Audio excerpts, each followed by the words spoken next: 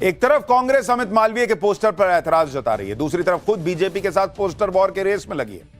PM Modi को घेरने के लिए कांग्रेस ने एक नया पोस्टर जारी किया जिसमें इंदिरा गांधी और पीएम मोदी की एआई जनरेटेड तस्वीरों का इस्तेमाल करते हुए लिखा कि अरे नरेंद्र झुकना नहीं था।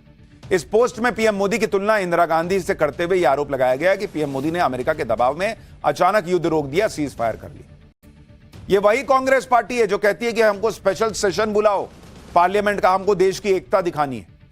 ये एकता है आपकी, ये एकता है आपकी। हमारे सैनिकों ने जो शौर्य दिखाया उसकी दुनिया में चर्चा हो रही है और इनके हिसाब से अब देश झुक गया, नरेंद्र मोदी झुक गए। प्रधानमंत्री को आप कह रहे हैं झुक गया, तो इसका मतलब देश ही झुक गया ना कह रहे हैं।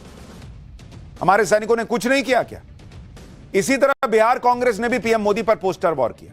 बिहार कांग्रेस की तरफ से जारी पोस्टर में पीएम मोदी के साथ नवाज शरीफ की तस्वीर को मिक्स करके दिखा दिया गया और पूछा गया कि एक बिरयानी देश पर भारी।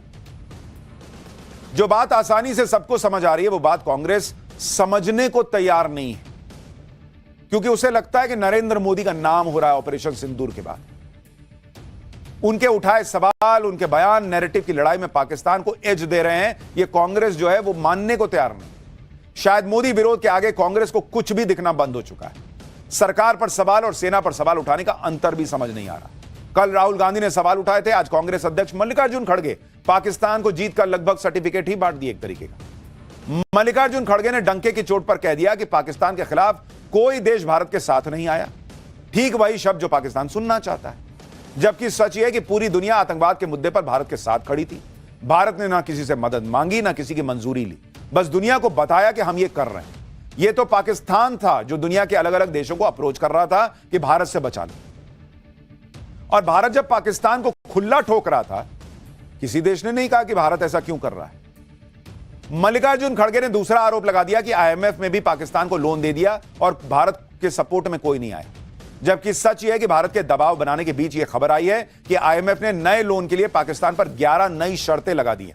पाकिस्तान को चेतावनी भी दी है कि भारत के साथ तनाव की वजह से उसकी अर्थव्यवस्था पर बुरा असर पड़ेगा। मल्लिकार्जुन खड़गे ने तीसरा आरोप लगाया कि अमेरिकी राष्ट्रपति ने दखल देकर देश का अपमान किया, जबकि सच यह है कि विदेश सचिव साफ कह चुके हैं कि मध्यस्थता में अमेरिका की कोई भूमिका नहीं थी। लेकिन मल्लिकार्जुन खड़गे को आज डोनाल्ड ट्रंप पे विश्वास है, जो खुद ही अपने बयान से बार बार पलट रहे, कह रहे हैं कि कभी कहते हैं कि नहीं मैंने नहीं कराया, कभी कहते हैं मैंने कराया। अरे भाई, तो अपने विदेश मंत्रालय पे भरोसा कर लो ना। कुछ नहीं तो मल्लिकार्जुन खड़गे और पूरी कांग्रेस को अपने ही वरिष्ठ नेता सलमान खुर्शीद को सुन लेना चाहिए, जो साफ साफ कह रहे हैं कि ना किसी का दखल था, ना कोई मध्यस्थता। किसी किस्म का हस्तक्षेप कहीं नहीं था, कहीं मध्यस्थता नहीं थी। लेकिन जब विश्व में ऐसी चीज होती है तो अलग अलग लोग प्रयास करते हैं कि कुछ संदेश दें, कुछ कहें, कुछ पहुंचाएं। लेकिन जो कुछ भी हुआ है वो दोनों देशों के बीच में ही हुआ है। जब हमने जब जो एस्केलेट हुआ था मामला तो हमारे बीच का था, जब खत्म हुआ, समाप्त हुआ तो हमारे बीच का समाप्त हुआ। पाकिस्तान डीजीएमओ की ओर से पहल हुई, उन्होंने ये कहा कि इसको हम समाप्त करें। हमने कहा कि आप समाप्त करने को तैयार हैं तो कर दीजिए, 5 बजे समाप्त हो जाएगा। लेकिन सर आपकी पार्टी का विरोधाभासी स्टैंड है, क्योंकि बार बार आप चाहते हैं कि मैं जाऊं कि ना जाऊं डेलीगेशन के साथ। सर रफाल को लेकर राहुल गांधी जो सवाल पूछे वो पूछा आप लोग ने अंदर। जो देश में राजनीति है, जो देश में हमारा अधिकार है, दायित्व है, वो अलग है। देश के बारे में बाहर जाकर जो बोलना है वो अलग है।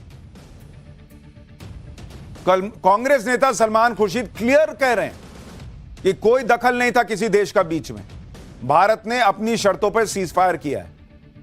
लेकिन राहुल गांधी, पवन खेड़ा, ये लोग क्या कर रहे हैं बॉस?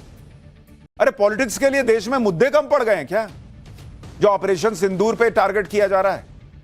कांग्रेस नेता सलमान खुर्शीद उस दल का हिस्सा बन गए हैं जो दूसरे देशों में जाकर पाकिस्तान को एक्सपोज करेगा और आतंकवाद के खिलाफ भारत के न्यू नॉर्मल को दुनिया के सामने रखेगा। जब सलमान खुर्शीद से राफेल पर सवाल किया गया तो वो उसे टाल गए, क्योंकि शायद वो भी समझ गए कि ऐसे सवाल उठाना पाकिस्तान को फुल टॉस गेंद देने जैसा है। सोचिए आप, सलमान खुर्शीद डेलीगेशन में गए तो दुनिया में ये बताएंगे कि इसमें किसी पक्ष की कोई मध्यस्थता नहीं थी, और यहां देश में कांग्रेस आरोप लगाएगी कि अमेरिका ने दखल देकर रुकवा दिया, मोदी तो कमजोर है, इंदिरा गांधी में दम था। ये क्या पॉलिटिक्स है बॉस? आप देखिए, कल तक भारत में कोई भी ऑपरेशन सिंदूर की सफलता पर सवाल नहीं उठा रहा, लेकिन जैसे ही राहुल गांधी ने ऑपरेशन सिंदूर पर बोलना शुरू किया, सारा रायता फैल गया। अब कांग्रेस की देखा देखी जम्मू कश्मीर की पूर्व मुख्यमंत्री महबूबा मुफ्ती भी ऑपरेशन सिंदूर पर को फेल बताने में जुड़ गई। सुनिए महबूबा मुफ्ती को। War is solution to nothing. अभी इट इज 0/0, 0/0, बल्कि दोनों तरफ से काफी सिविलियन कैजुअलिटीज होगी। That is the interest that we have to give on this war. वो सूद हमारे लिए है जो हमने पहलगाम में 28 लोग खोए। पूरे ऑपरेशन सिंदूर के बाद जो चीजें हुई है, क्या हमारे देश को फायदा हुआ, इंडिया को इससे क्या वो तो मुझे मालूम नहीं क्या फायदा हो गया, पर नुकसान मैं कह सकती हूँ कि हमारे घर उजड़ गए, हमारे मकान बर्बाद हो गए, हमारे बच्चे इसमें शहीद हो गए। हमारे एक्सटर्नल अफेयर मिनिस्टर ने बताया कि मैंने पाकिस्तान को पहले ही वार्न किया था। तो इसका मतलब है जब आप वार्न करते हैं उनको, तो इसका मतलब है जो आप कहते हैं कि हमने टेररिस्ट कैंप्स पे अटैक किया, तो वो भी उनको भी मिल गया होगा मौका वहां से भागने का। तो मुझे नहीं मालूम, कि मेरे लिए तो ये 0/0 है। राहुल गांधी से लेकर कांग्रेस पार्टी से लेकर महबूबा मुफ्ती तक सबके लिए ऑपरेशन सिंदूर 0 हो गया। बहुत बढ़िया, 0 ही कीजिए।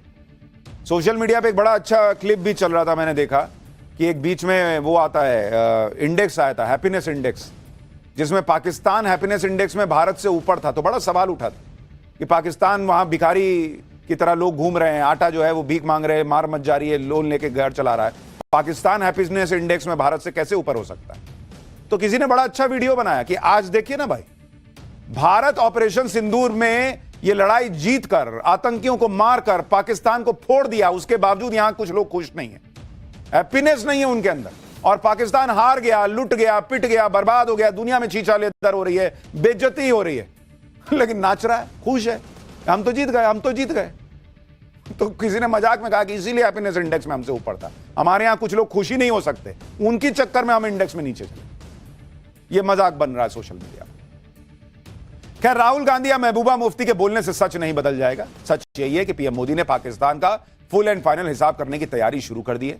पाकिस्तान में ना मुनीर बचेगा, ना हाफिज सईद बचेगा, ना हाँ, बिल खोद के अंदर घुस जाओ चूहे की तरह तो ज्यादा बेटर है, वहां से भी हालांकि निकाल ही लेंगे। भारत की सेना क्लियर कट कह रही है कि पाकिस्तान में हर दुश्मन भारत की रेंज में है। इधर सेना पाकिस्तान को अपनी ताकत दिखा रही है, उधर पीएम मोदी भी कूटनीतिक स्तर पर अपना अगला काम निपटा रहे हैं। पीएम मोदी ने जो मल्टी पार्टी सांसदों की टीम बनाई है, वो दुनिया को यह बता देगी कि भारत पाकिस्तान से पीओके भी लेगा और हाफिज सईद, मसूद अजहर जैसे आतंकी भी लेगा। इजरायल में भारत के राजदूत जेपी सिंह को सुनिए, जिन्होंने इंटरनेशनल मीडिया से बात करते हुए पाकिस्तान को साफ कह दिया कि जैसे अमेरिका ने तहव्वुर राणा को सौंपा था, वैसे ही पाकिस्तान हाफिज सईद, मसूद अजहर, लखवी जैसे आतंकियों को सौंप दे तो बच जाएगा। Believe me, the root cause is these two groups. लगातार नए नए लोगों के नाम और चेहरे सामने आ रहे हैं, जो सीक्रेट एजेंट की तरह पाकिस्तान की साजिशों का हिस्सा बन रहे थे। ज्योति मल्होत्रा तो एक चेहरा है। ज्योति की तरह कई लोग अभी तक पकड़े गए हैं जिन पर पाकिस्तान के लिए जासूसी का आरोप है।